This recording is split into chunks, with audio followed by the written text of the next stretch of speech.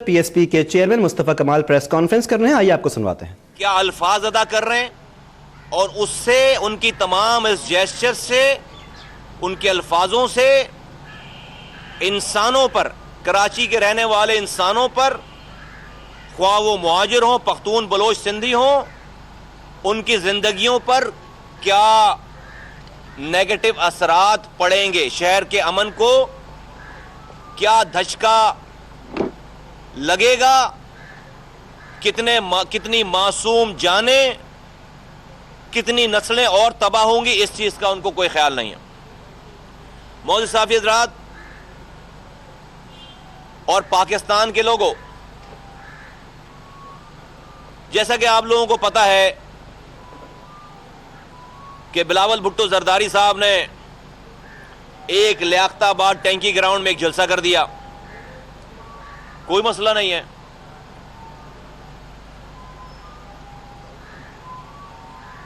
پاکستان کے پچھلے 5 سالہ جمہوری دور، سو کالڈ جمہوری دور کے 5ویں سال کے آخری ہفتے چل رہے ہیں، لیکن یہ پورے پاکستان میں حکومت کرنے والی پی ایم ایل این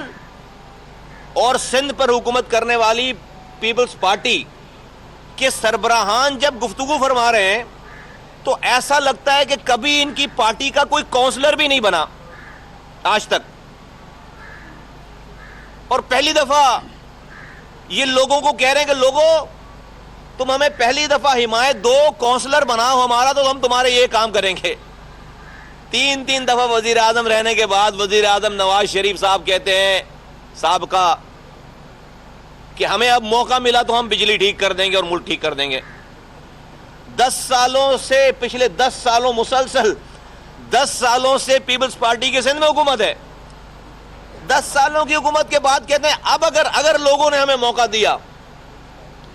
تو ہم سندھ کے حالات ٹھیک کر دیں گے، کراچی کے حالات ٹھیک کر دیں گے۔ او بھائی، اگر موقع دیا تو ابھی کیا نریندر مودی کی حکومت ہے پاکستان میں؟ ہاں،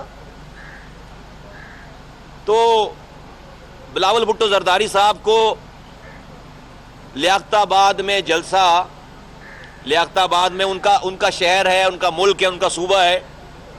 ایک نہیں 100 جلسے کریں لیاقت آباد میں، لیکن فاتحانہ جیسچر نہ دیں، کوئی کانکرڈ نہیں کر لیا انہوں نے، کوئی لیاقت آباد کو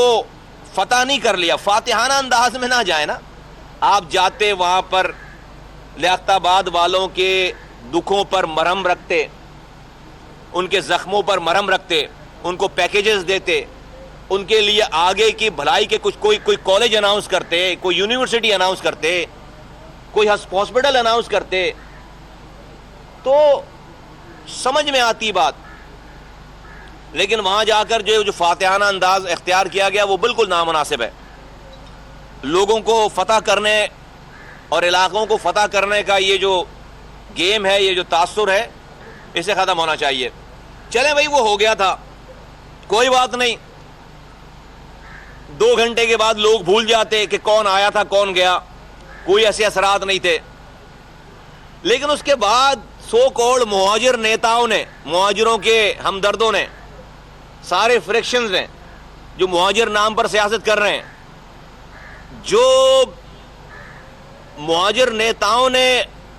بلاول بھٹو زرداری کے جلسے کو تقویت بخشی ہے، جو اس کو آکسیجن پرووائڈ کیا ہے، وہ میں سمجھتا ہوں کہ بلاول بھٹو 100 بھی جلسے کر لیتے تو ان کو وہ پاپولیرٹی نہیں ملتی